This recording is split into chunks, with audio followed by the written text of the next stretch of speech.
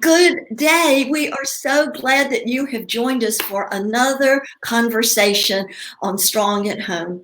I'm Dr. Brenda Murphy, and I'm an educational psychologist with Sail Away Learning and Academy. This week we are focusing on, so you want to homeschool. Many of you are trying to make the decision, should I send my children back to a public or private school where they have spent their whole academic careers, or in the face of the COVID crisis, should I homeschool them? And what form of homeschooling might that take? Well, when the thought of this series came to me and wanted to share ideas on ways to help you make that decision, the first thing that popped into my mind were things that I wanted to be impactful. Well, what were the things that were impactful to me in my homeschool experience and adventure? And the first thing that popped into my mind was a workshop that I attended when my second son was ready to homeschool when he was 4. And I went to a conference in North Carolina, and there was a listing for a conference on how to homeschool your preschooler. And in that conference, that workshop was led by Joann Nabb, who is with us today. Thank you, Joann, so much for joining me here on Strong at Home. Glad to be here. Well, I have to be very honest and truthful about how Joann got here. And honestly, this is the first time that we have seen each other, to my knowledge, since that date in the late, we think, probably 1989, because my youngest son was a baby.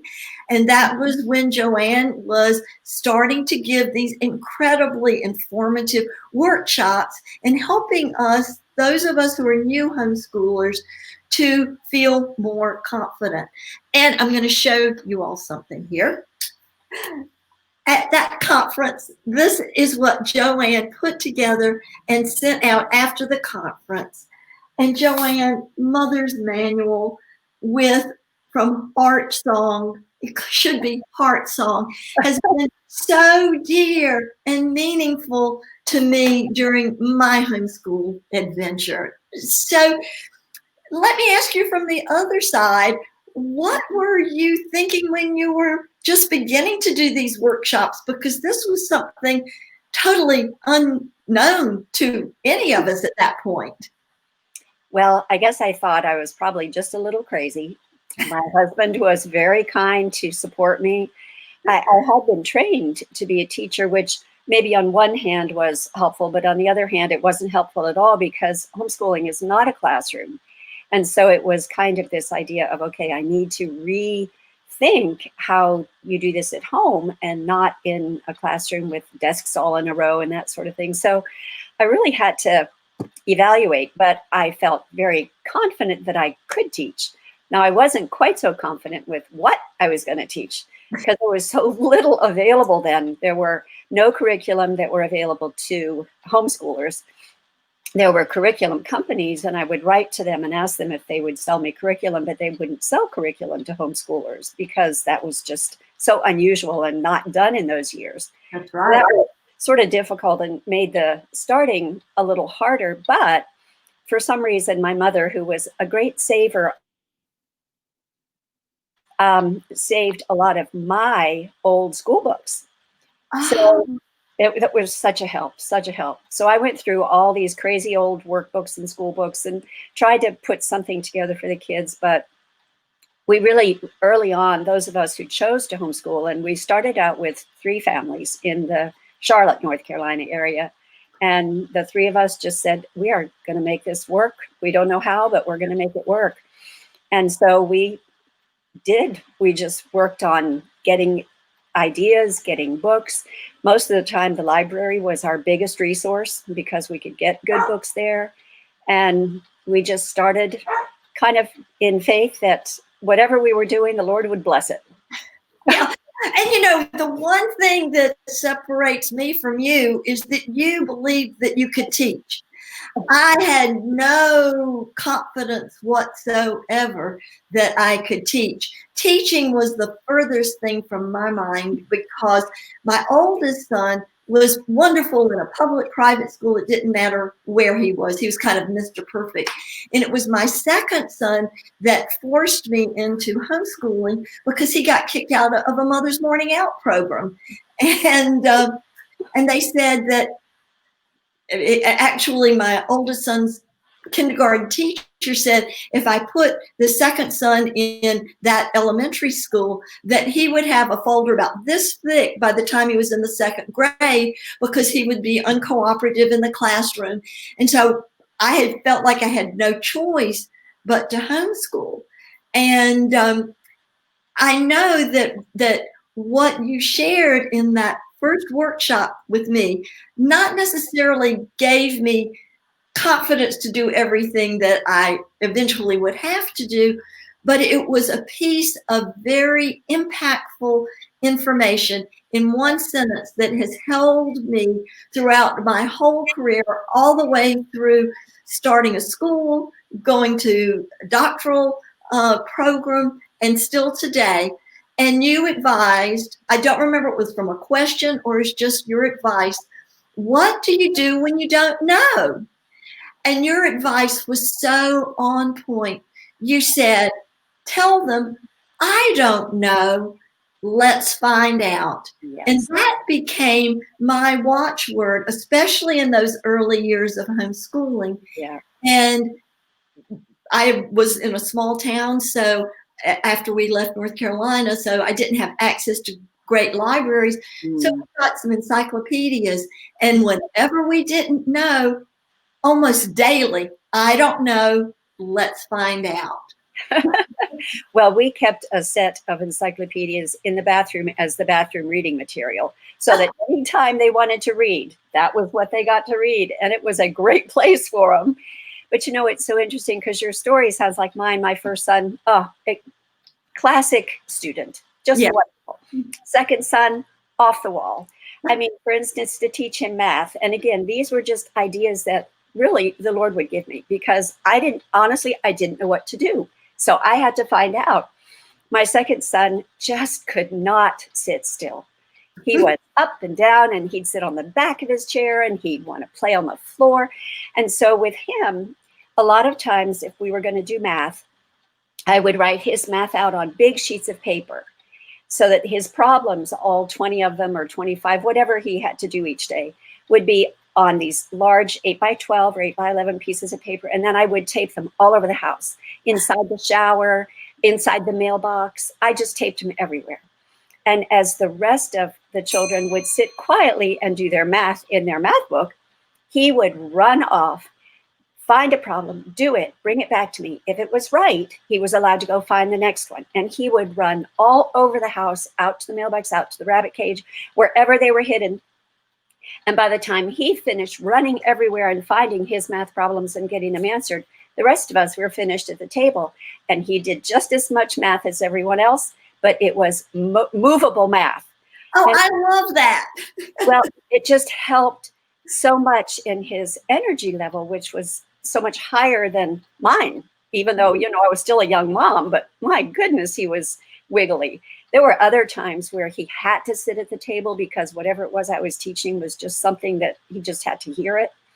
So we would play Cowboys and Indians on those days. Now that wasn't real often, but I got very good at tying knots like a sailor, you know. I would tie him to his chair with as many the Indian and I was the cowboy. And then he had one hand that he was allowed to manipulate the knots with while I was teaching. And then as soon as I was done teaching and or he had manipulated all the knots open, he was allowed to go and have about a 30-minute break and run around. So, you know, you have to, a lot of it is just trial and error. You've got to figure out, what is this child like? What do I need to do to reach him, to help him still learn when he's so wiggly? Because my son would have had a file this thick too by the time he got to second grade. And it worked for him. And so, you know, you said that you weren't sure you could teach when you started out. But Not at all. Yeah. I think if you really love your child deeply, which most moms love their children, Yes. they can also teach them. Did they learn potty training? Did they learn to count? Did they learn their ABCs at home still? Yes. Most of these children, yes, they did. Most of these moms taught their children.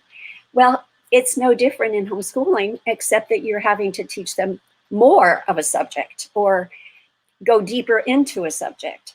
But their ability to teach didn't change. They can do it.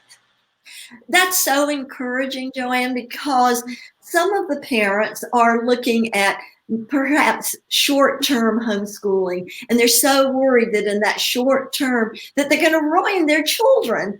And I think that by approaching home education as it's not school at home, and I think that so many individuals believe that the only way that you can learn is by sitting still on a desk and a nose in a workbook, and that's the only way that you can do it.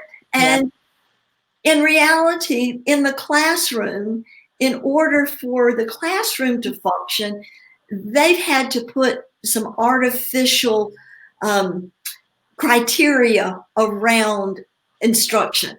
Yes. Those things are not required when we have our children at home. Right. So tell me a little bit more about your children. I was so anxious to just get into our conversation. I wanted to ask you about your family, to tell us a little bit about your children. And you've told us about the first two, but tell us a little bit more and some stories about them. Well, I have 6 children, and 4 are boys and 2 are girls. And the oldest boy is a JAG in the Marines, so he's a lawyer. And he is actually deployed at the moment. He's in Norway in the Arctic Circle, so he's chilling. Yeah, he's kind of cold. And he has 3 children. And then my second son is a reservist in the Army, and he is a police detective. And he has 1 child. And so he turned out okay.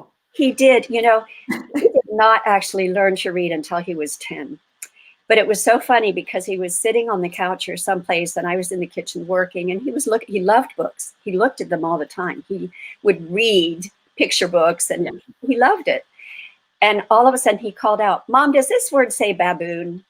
Well, that was the first word he ever read, a baboon. Anyway, I never forgot it because I was so excited that he was reading. But then, all those worries of those first years, oh my goodness, I'm ruining my child. I'm not teaching them. They're not learning to read. It's not working. He wasn't ready, but when he was ready, he just took off. And he graduated from college, magna cum laude, and another one graduated, the youngest one, who was the worst student I could have had as far as wanting to learn. He graduated magna summa cum laude. Yeah, those codes are hard to come by. And I was so proud of both of them because of the 6 of them, those 2 were the 2 I worried the most about all the time, and they ended up just shining. Yes. So it's really funny how that works. And they did so well. And then my oldest son always did very well, but that was just the way he was.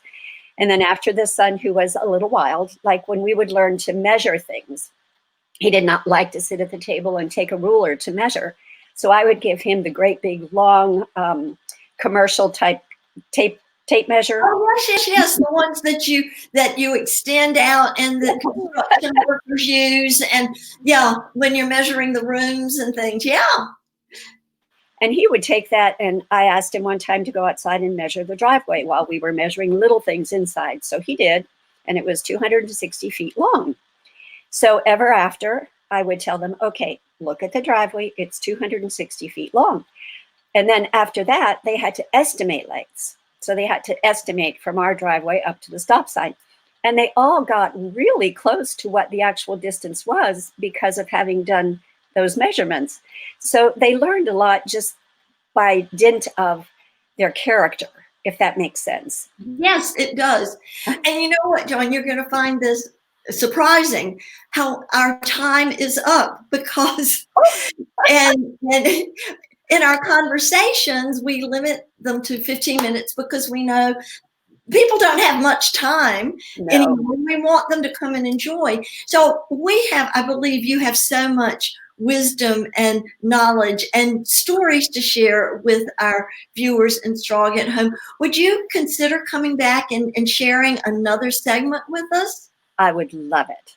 Okay, thank you. And you have been a blessing to us today, and we end all of our Strong at Home sessions with the benediction. The Lord bless you and keep you. The Lord make his face shine upon you and be gracious to you. The Lord lift up his countenance upon you and give you peace. So peace to you, Joann, and we will see you soon. Sounds Bye for now, everyone.